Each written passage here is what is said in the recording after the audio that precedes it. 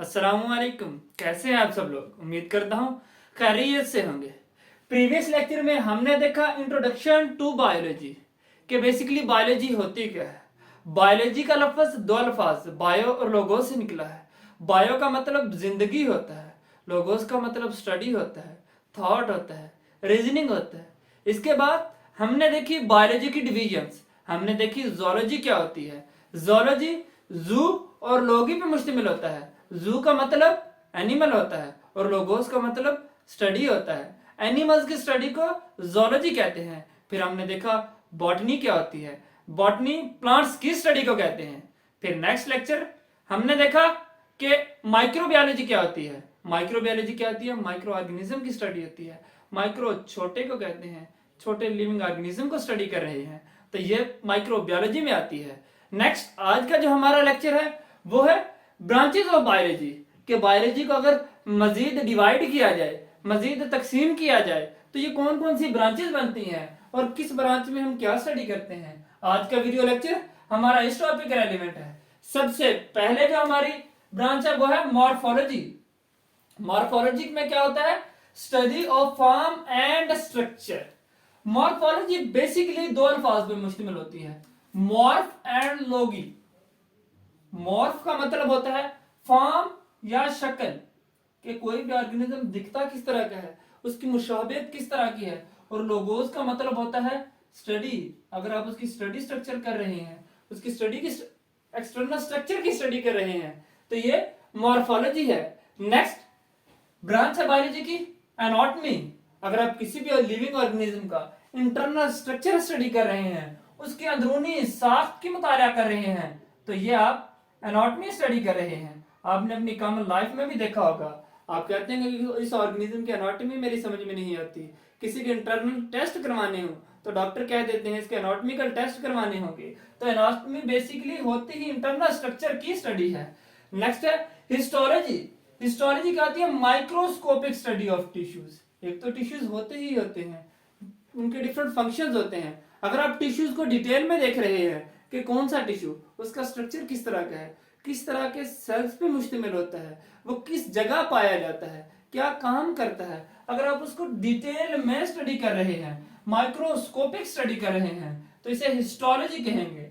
Next है cell biology. Biology लफ्ज की डेफिनेशन हम पहले लेक्चर में देख चुके हैं। बायोलॉजी लिविंग थिंग्स की स्टडी को कहते हैं। सेल सिंपल किसी भी लाइफ की बेसिक जो यूनिट होता है किसी भी लिविंग ऑर्गेनिज्म की बॉडी का, वो सेल होता है। सो सेल बायोलॉजी में क्या करते हैं? Study of structure and function of cell and organelle.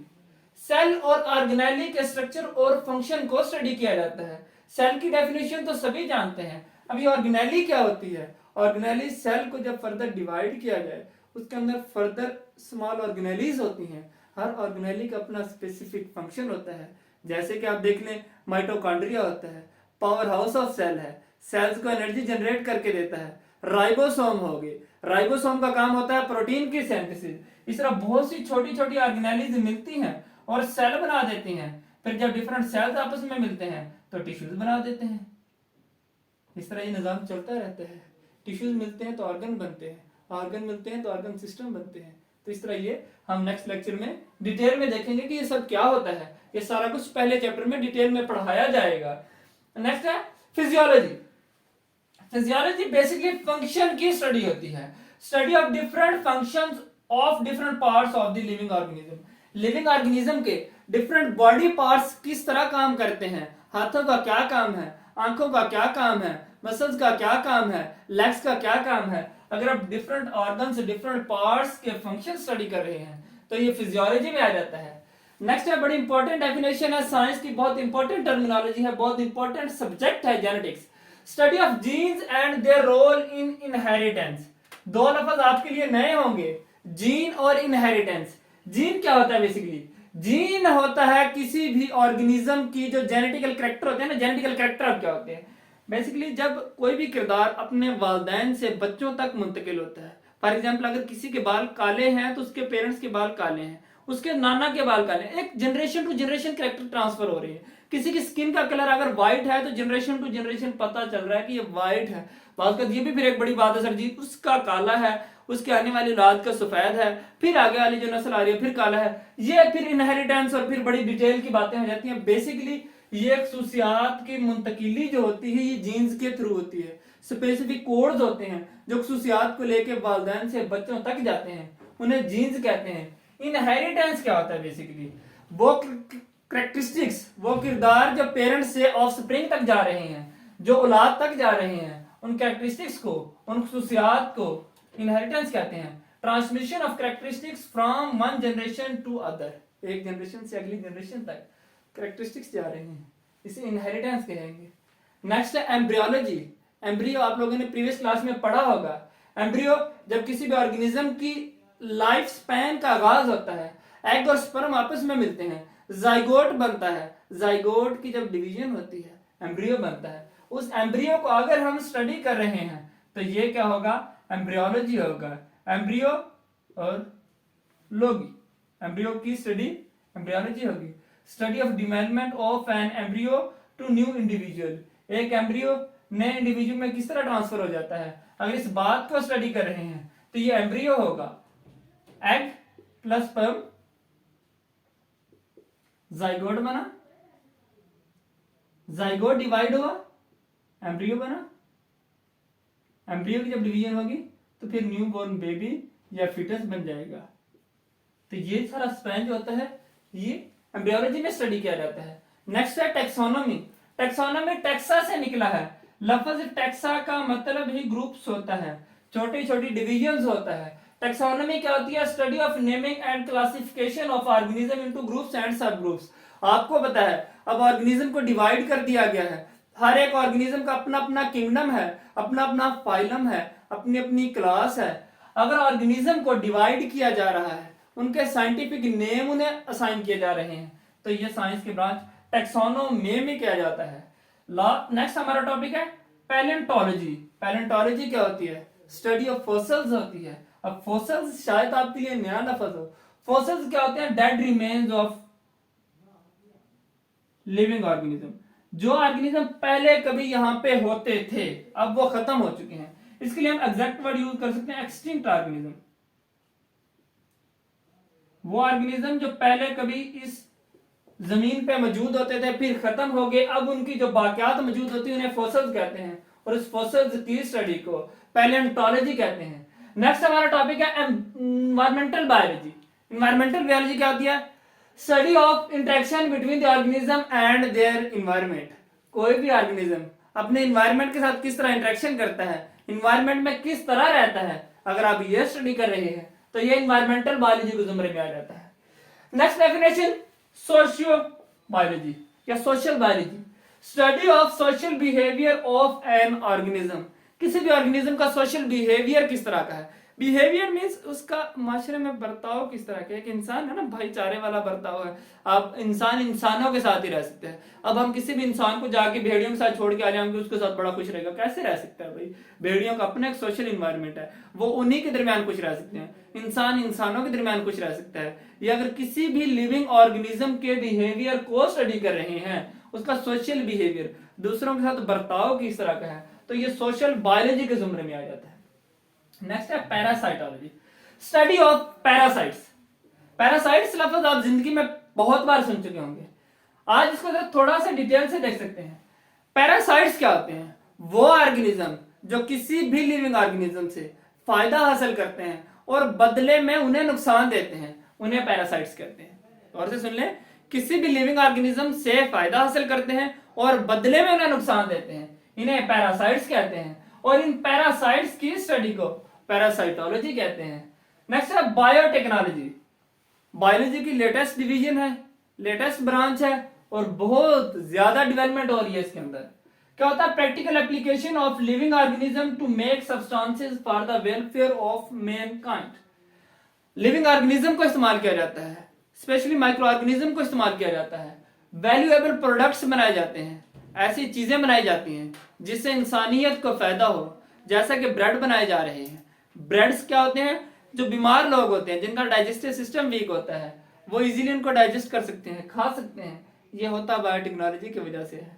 दूध से दही बन रहा है, चीज बन रही है और बहुत से वैल्यूएबल प्रोडक्ट्स मेडिसिन बनती हैं, इंसुलिन बनता है, ये सारे का सारा बायोटेक्नोलॉजी की मदद से हो रहा है।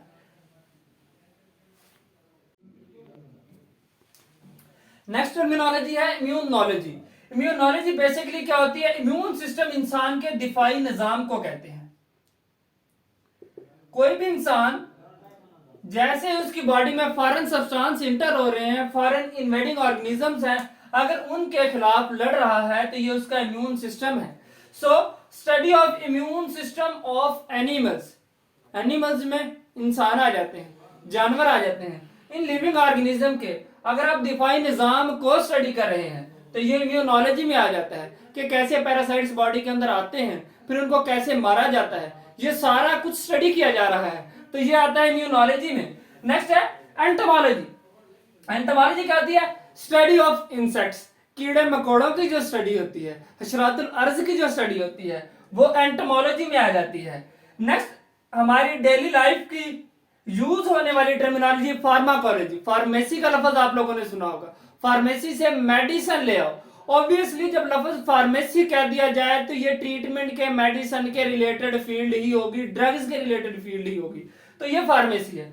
सो अगर आप स्टडी ऑफ ड्रग्स कर रहे हैं तो ये फार्माकोलॉजी है। Study of drugs and there effects on the system of human body, इंसान की बॉडी के ऊपर ड्रग्स का क्या इफेक्ट होता है, कौन सी ड्रग पॉजिटिव इफेक्ट देती है, कौन सी ड्रग नेगेटिव इफेक्ट देती है, इनके असरात देखने के लिए। अब ड्रग नेगेटिव इफेक्ट कैसे देती है? बेटा एडिक्टिव ड्रग्स भी तो होती हैं जिनके इस्तेमाल से इंसान एडिक्ट हो जाता है, उनका इंसान को आदत पड़ जाती है उनकी, उनका इफेक्ट नेगेटिव होता है। नेक्स्ट है molecular biology, study of molecules of life. जिंदगी के जो मॉलिक्यूल्स होते हैं, जिंदगी बनाने वाले मॉलिक्यूल्स होते हैं, अगर उनकी स्टडी की जा रही है तो ये मॉलिक्यूलर बायोलॉजी है। ये चंद एक डेफिनेशन ना आपके सीक्वेंस में नहीं लिखी हुई, बुक के साइड पे बॉक्स जो है ना उनके अंदर लिखी है। ये जरा हम एक्सप्लेन कर रहे हैं ताकि खुदा ना खास्ता अगर बोर्ड में इसके रेलेवेंट का क्वेश्चन आ जाए तो आप इसे गैर जरूरी समझ के छोड़ के ना बैठे हो। इसलिए हर एक चीज स्टार्ट से अच्छे से की जाए तो वक्त पे पछताना नहीं पड़ता। So study of molecules of life, molecules of life में क्या आ जाता है? वाटर आ जाता है, प्रोटीन्स आ जाती हैं, कार्बोहाइड्रेट्स आ जाते हैं, लिपिड्स आ जाते हैं। सो जो भी चीजें इंसान की लाइफ बना रही हैं, लिविंग ऑर्गेनिज्म की लाइफ बना रही हैं, अगर उनकी स्टडी की जा रही है तो ये मोलेक्युलर बायोलॉजी में आता है। नेक्स्ट हमने पैरासाइटोलॉजी एक लफ्ज पढ़ा था ना, टर्मिनोलॉजी पढ़ी थी, parasitology mean study of parasites. उसके साथ मैंने पैरासाइट्स को भी जरा एक्सप्लेन किया था। अब जरा उसकी प्रॉपर डेफिनेशन भी देख लेते हैं कि पैरासाइट्स होते क्या हैं। Parasites are the organism that take food and shelter from living organism.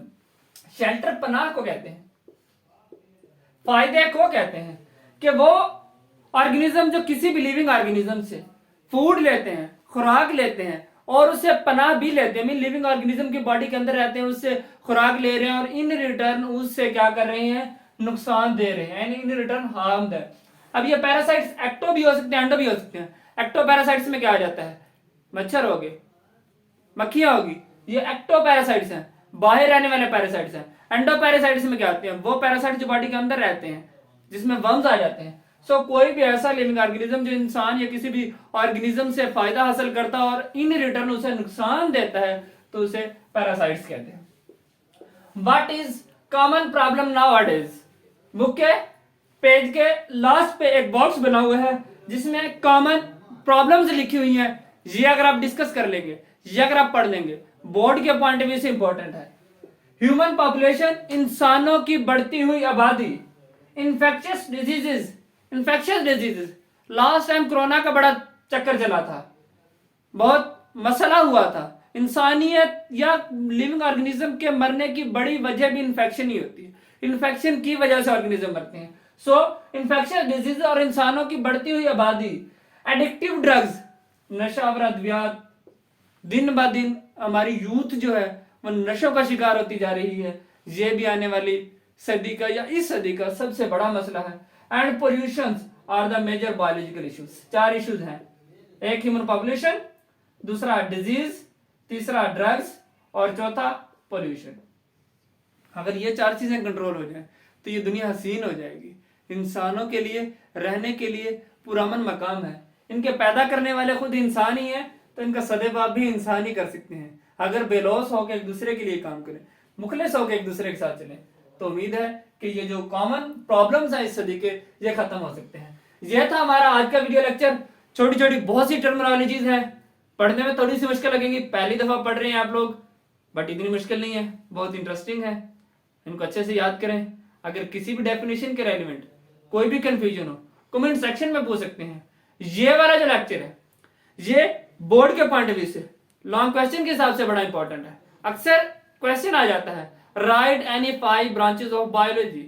So long question के पॉइंट ऑफ व्यू से, शॉर्ट क्वेश्चन के पॉइंट ऑफ व्यू से एक एक इंडिविजुअल टर्मिनोलॉजी को अच्छे से याद कर लीजिएगा, ताकि आपको पेपर अटेम्प्ट करते हुए कोई भी मुश्किल ना हो। Thank you so much for watching.